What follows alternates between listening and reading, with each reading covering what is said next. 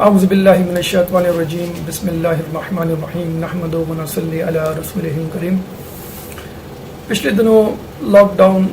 کے حوالے سے ایک تحریر سننے کو ملی کہ جس کا عنوان تھا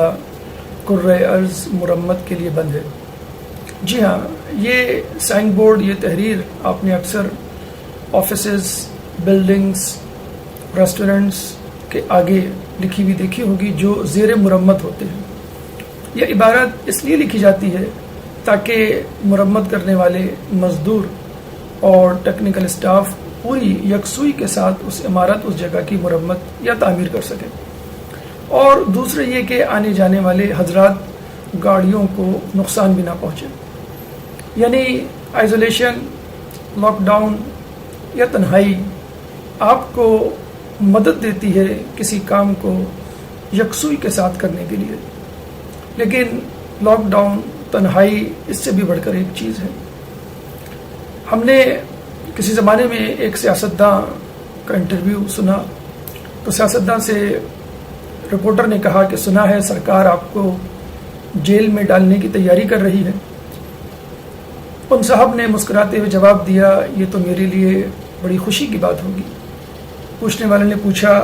وہ کیسے، جیل کی زندگی اور خوشی کی بات؟ تو انہوں نے جواب دیا کہ میں کافی عرصے سے سوچ رہا تھا کہ کوئی کتاب لکھوں، لیکن فرصت ہی نہیں مل رہی تھی۔ اگر سرکار نے مجھے جیل میں ڈال دیا تو پھر فرصت ہی فرصت ہوگی، اور ایک برسوں کی خواہش اور کام جو میرا التوا میں پڑا ہوا ہے، پینڈنگ میں پڑا ہوا ہے، وہ پائے تکمیل کو پہنچ جائے گا۔ لیکن ہم سمجھتے ہیں کہ تنہائی یا آئزولیشن یا لاک ڈاؤن اس سے بھی بڑھ کر ایک چیز ہے۔ ابو علی سینا، فارس کا، مسلمان دنیا کا، بلکہ عالم اسلام سے بھی بڑھ کر کرۂ ارض کا، اپنے زمانے کا بہترین طبیب، اس کے زمانے میں جب متعدی بیماری یا کمیونیکیبل ڈیزیز یا وبائی امراض دریافت ہوتے ہیں تو ایک طریقہ تجویز کرتا ہے، اور یہ کہتا ہے کہ مریض کو 40 دن کے لیے باقی تمام لوگوں سے الگ کر دیا جائے، تنہائی، خلوت، آئزولیشن، لاک ڈاؤن میں ڈال دی جائے، کم از کم 40 دن۔ اور ان 40 دنوں کو اس نے الاربعین کا نام دیا۔ اربعین عربی میں 40 کو کہتے ہیں۔ چنانچہ 40 دن تک اس مریض کو آئزولیشن میں رکھا جاتا، لوگوں سے الگ تھلگ رکھا جاتا۔ اس کے 2 فائدے ہوتے، ایک تو اس سے بیماری دوسروں میں منتقل نہیں ہوتی، یعنی چھوت کی بیماری یا کمیونیکیبل ڈیزیز، اور دوسرا یہ کہ خود اس کو اپنے اوپر توجہ دینے کے لیے ایک آرام دہ ماحول مل جاتا، وہ یکسوئی کے ساتھ اپنی صحت کی طرف توجہ دیتا، ڈاکٹرز کی ہدایات پر عمل کرتا، اور اس کا علاج کرنے والے معالج بھی یکسوئی کے ساتھ اس کا علاج کرتے۔ جب اٹلی کے تاجر فارس آئے اور وہاں پر جب ابو علی سینا کا تجویز کردہ الاربعین یا قرنطینہ جسے عربی میں کہتے ہیں، ایک اور لفظ کا مشاہدہ کیا، تو انہوں نے اپنے ملک جا کر اس کو رائج کیا، اور وہاں پہ انہوں نے اپنی زبان میں اس کو کوارنٹینا کا نام دیا، اور جب یہ لفظ یورپ کے انگریز ملکوں میں پہنچا تو کوارنٹین بن گیا۔ تو آج کا کوارنٹین جو کہ کرونا کے حوالے سے پوری دنیا میں موجود ہے، اور ہر شخص اس کوارنٹین میں کسی حد تک جزوی یا کلی طور پہ زندگی گزارنے پر مجبور ہے، اسی الاربعینہ جو کہ تجویز کیا گیا تھا ابو علی سینا نے سے فائدہ اٹھا رہا ہے۔ لیکن یہاں پر ایک بات ذہن میں آتی ہے، کیا فقط انسان کے جسم کو تصحیح کی، مرمت کی ضرورت ہوتی ہے؟ آپ نے عمارتوں کی مرمت دیکھ لی، آپ نے انسان کے جسم کی مرمت دیکھ لی،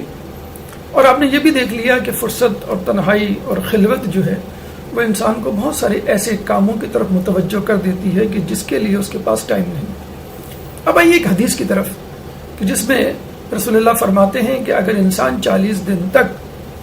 گناہوں کو ترک کرے اور نیکیوں کی طرف رغبت کرے تو اللہ تعالیٰ اس کے دل سے حکمت کے چشمے اس کی زبان پر جاری کر دیتا ہے۔ یعنی 40 دن کا قرنطینہ، کوارنٹین آئسولیشن، لاک ڈاؤن، گوشہ تنہائی، خلوت، جو بھی کہہ لیں آپ کو ایک حکیم بنا دیتا ہے، آپ کو ایک صالح انسان بنا سکتا ہے، آپ کو متقی اور پرہیزگار مومن کی شکل میں ڈھال سکتا ہے، بشرط یہ کہ اس لاک ڈاؤن کا پازیٹیو یوز کیا جائے اور اپنے جسم ہی نہیں بلکہ اپنے اندر موجود روح کی مرمت کی جائے، اس میں موجود خامیوں، لغزشوں، خطاؤں اور گناہوں کا تدارک کیا جائے،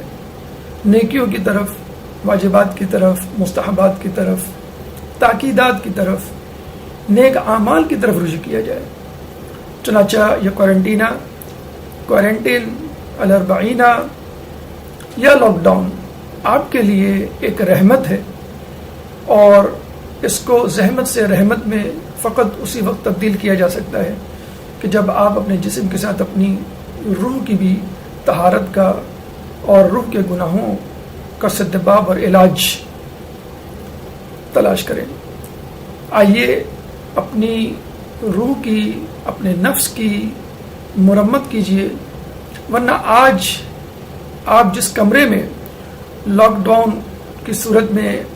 موجود ہیں، کم از کم چل پھر رہے ہیں، اپنے ہاتھ پیر ہلا رہے ہیں، لیکن موت آنے پر آپ کو اتنے چھوٹے کمرے میں منتقل کر دیا جائے گا کہ جہاں فقط لیٹنے کی گنجائش ہوگی، وہاں ہاتھ پیر تو کیا آپ زبان بھی نہیں ہلا سکتے۔ چنانچہ اس لاک ڈاؤن سے فائدہ اٹھائیے، اور اس سے پہلے کہ آپ اپنے کمرے سے قبر میں منتقل ہوں، اپنا تزکیہ نفس کر لیجئے، اور رسول کی حدیث کے مطابق کم از کم 40 دن، چونکہ رمضان المبارک قریب ہے، اپنے آپ کو اس طہارت کے، اس تزکیہ نفس کے عمل سے گزاریے تاکہ آپ کی روح آپ کے جسم کے ساتھ پاک و پاکیزہ ہو جائے۔ وما علینا الا البلاغ۔